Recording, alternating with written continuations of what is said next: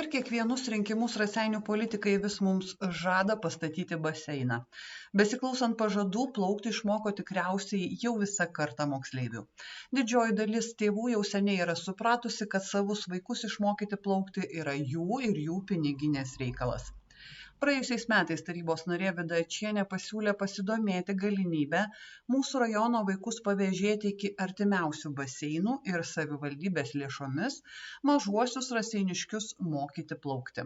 Tarybai pritarus, šiemet 253 mūsų krašto antrokėlių jau pradėjo lankyti plaukimo pamokas.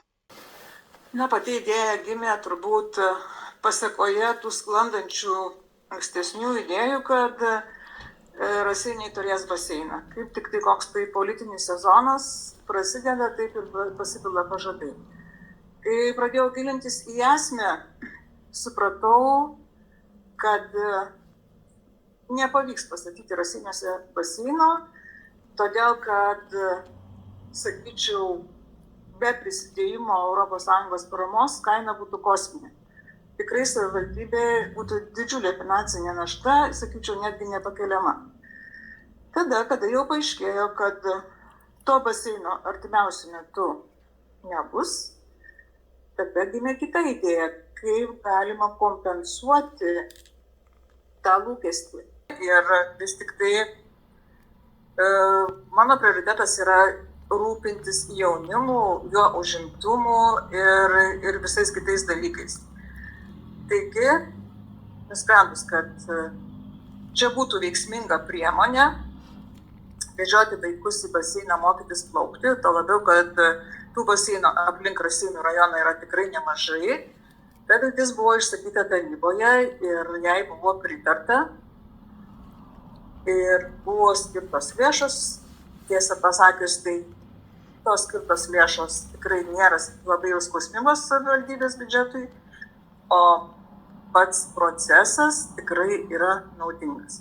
Aš kalbu apie vaikus, apie jų užimtumą, apie jų galbūt netgi sveikatos problemų sprendimą. Ir buvo priimtas tarybos sprendimas, kad tai jau startuos šiais mokslo metais. Ir mano žiniomis, aš pasidomėjau, taip jau startavo. Aišku, dar tik tai yra pradžia. Kol kas emocijos yra tiek emocijos, tiek iš vaikų pusės, tiek iš tėvelių, tiek aš girdėjau, kiek domėjausi, tikrai yra teigiamos. Nežinau, dėl ateities gali atsitikti visko, gali vaikai ir susirgti ir panašiai, bet manau, kad pati priemonė pasiteisino. Ar galim kalbėti konkrečiai, sakykime, ar jau visos mokyklos esančios mūsų rajone yra sudariusios sutartį su aplinkiniais baseinais ir jeigu ne paslaptis, tai, sakykime, kur raseiniškiai vaikai, antrokėliai yra pavežami mokytis plaukti?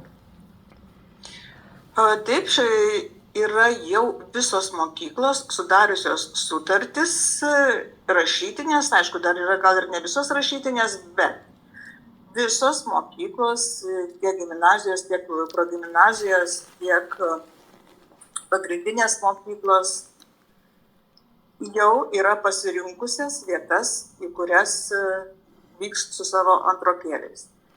Kaip pavyzdį galiu paminėti, kad Šilalės baseiną pasirinko Šaltinis, Viduklė, Nemakščiai, Raseinių daugiafunkcinis centras Spindulys.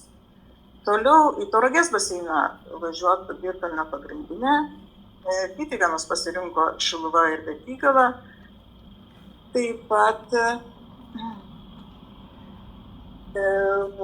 matau, kad Ariogala pasirinko Kėdainius. Galima sakyti, kad 100% visi yra pasirinkę vietas, į kurias vyks mokyklų antrokai. Ar mokyklų direktoriai patys sprendė, su kuriais baseinais pasirašinėti sutartis? Iš pradžių tai buvo taip, kad į keletą baseinų, tai yra į Šilalės baseiną ir į Tauragės vykome mes, tai aš, meras, atsakinga darbuotoja. Bent jau apžiūrėjome iš pradžių, kokiam sąlygom mūsų vaikai galėtų plaukioti, tada buvo pasiūlytos sąlygos, kurios tenkino rajono savivaldybę. Ir tada paskleidėm tą informaciją ir mokyklų direktoriai patys nusprendė pagal savo, aišku, pagal atstumą, pagal grafikus, patys nusprendė, kurį baseiną pasirinkti. Ar tai bus tęstinis projektas, sakykime, kitais metais važiuos vėl tik antrokėliai, ar tiesiog dabartiniai antrokėliai ir 3 klasėje važiuos, kokią sistemą bus bandoma kurti? Na, žinot, tai yra pirmas bandymas. Aš manau, kad jis tikrai pasiteisins ir labai tikiuosi, kad tas projektas išsiplės, galbūt važiuos ir 3 ir 4. Aš manau, kad tai pasiteisins. Galbūt jūs žinot, kiti rajonai galbūt irgi taiko tokią metodiką, rajonai, kurie neturi baseinų.